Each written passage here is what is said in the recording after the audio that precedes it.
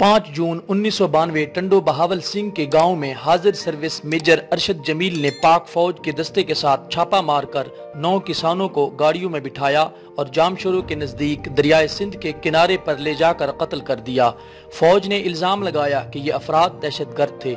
उनका ताल्लुक भारत के इदारे रिसर्च एंड एनालिसिस विंग से था। लाशें गाँव आईं तो न सिर्फ गांव बल्कि पूरे इलाके में कोहराम मच गया। हर माँ अपने बेटे की लाश पर मातम कर रही थी। उनके बैन दिल दहला रहे थे। खामोशी से मैयतें दफनाने का मशवरा दिया गया। कातिल ताकतवर हैं, किसानों का उनसे क्या मुकाबला। माई जिंदो को रोने के लिए कहा गया तो उसने वहशतनाक निगाहों से मैयतों की तरफ देखा और बोली, बस माई जिंदो एक ही बार रोएगी जब बेटों को कातिलों को फांसी के फंदे में लटकता देखेगी।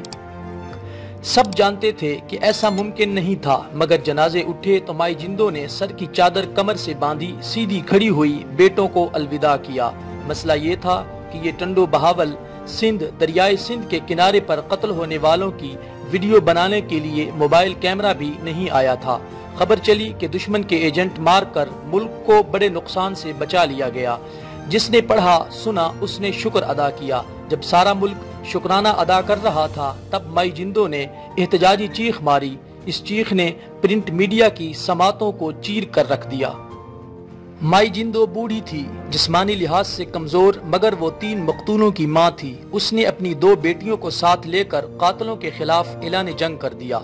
सोशल मीडिया की गैर मौजूदगी में ये जंग आसान न थी, मगर नकारे बज चुके थे, कश्तियां जल चुकी थीं और वापसी मुहाल थी। अखबारों और सहाफियों के हमरा माई जिंदो ने इस चीख को ताकती मराकज के सीनों में घोंप दिया। पहली झड़प खत्म हुई और गर्द छटी तो मालूम हुआ कि कत्ल होने वाले दहशतगर्द न थे, बल्कि मेजर अरशद जमील का इनके साथ जरी जमीन का झगड़ा था, जिसकी सजा में उन्हें कत्ल होना पड़ा था।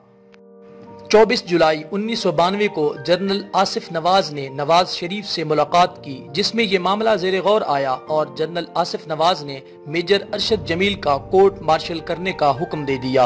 29 अक्टूबर को जनरल फील्ड कोर्ट मार्शल ने मेजर अरशद जमील को सजाए मौत और 13 फौजी एहलकारों को उम्र कैद की सजा सुनाई। सिपा सालार ने रहम की अपील 14 सितंबर 1993 को मुस्तरद की।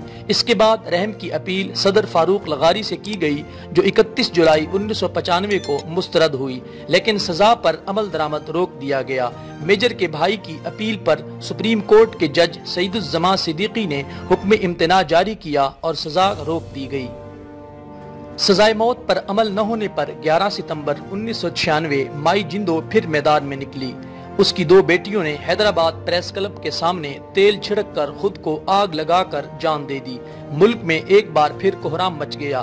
बिल आखिर 28 अक्टूबर 1996 को ताकत की दीवारें माई जिंदो के मुसलसल धक्कों के सामने ढेर हो गईं। हैदराबाद सेंट्रल जेल में माई जिंदो को लाया गया। सामने तख्तादार पर उसके गांव के 9 बेटों का कातिल मेजर अरशद जमील खड़ा था।